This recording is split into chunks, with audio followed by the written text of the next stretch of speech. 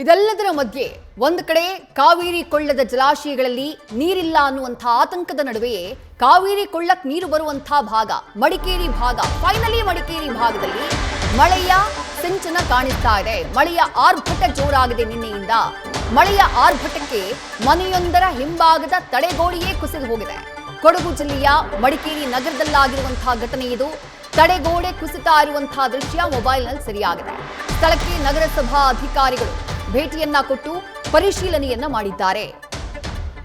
ಒಂದು ಕಡೆ ಕೊಡಗು ಭಾಗದಲ್ಲಿ ಮಳೆಯಾಗ್ತಾ ಇಲ್ಲ ಅನ್ನುವಂಥ ಆತಂಕ, ಕಾವೇರಿ ಕೊಳ್ಳದಲ್ಲಿರುವಂತಹ 4 ಜಲಾಶಯಗಳು ಇನ್ನೂ ಭರ್ತಿಯಾಗಿಲ್ಲ ಅನ್ನುವಂಥ ಚಿಂತೆ.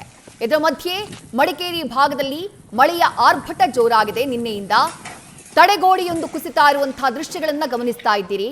ಮಡಿಕೇರಿ ಭಾಗದಲ್ಲಿ ಭೂಕುಸಿತ ಅನ್ನೋದು ಆಗಾಗ್ಗೆ ಬೆಂಬಿಡದ ಭೂತದಂತೆ ಕಾಣುತ್ತೆ. ಮಳೆಗಾಲದ ಸಂದರ್ಭದಲ್ಲಿ ಈಗ ಕಾಂಪೌಂಡ್ ಕುಸಿತ ಆಗಿರುವುದು ಆತಂಕಕ್ಕೆ ಕಾರಣ ಆಗಿದೆ.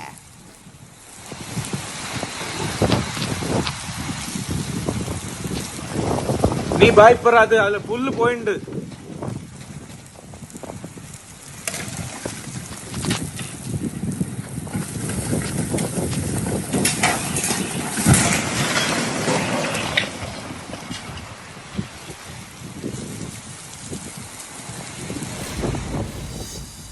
ಕೊಡಗು ಜಿಲ್ಲೆಯ ಮಡಿಕೇರಿ ನಗರದಲ್ಲೇ ಆಗಿರುವಂತಹ ಘಟನೆ ಇದು.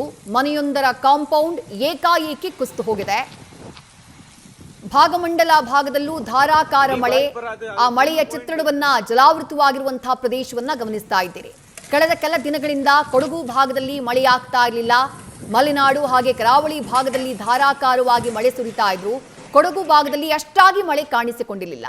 ಹಾಗಾಗಿನೇ ಕಾವೇರಿ ಜಲಾನಯನ ಪ್ರದೇಶದಲ್ಲೂ ಆತಂಕ ಹೆಚ್ಚಾಗಿದ್ದಿತ್ತು.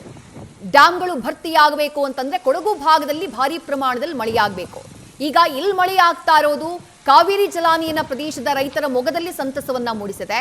ಆದ್ರೆ ಆರ್ಭಟಿಸ್ತಾ ಇರುವಂತಹ ವರುಣ ಅವಾಂತರಗಳಿಗೂ ಕಾರಣ ಆಗ್ತಾ ಇರೋದು ಕೊಡಗು ಭಾಗದಲ್ಲಿ ಆತಂಕಕ್ಕೆ ಕಾರಣ ಆಗಿದೆ.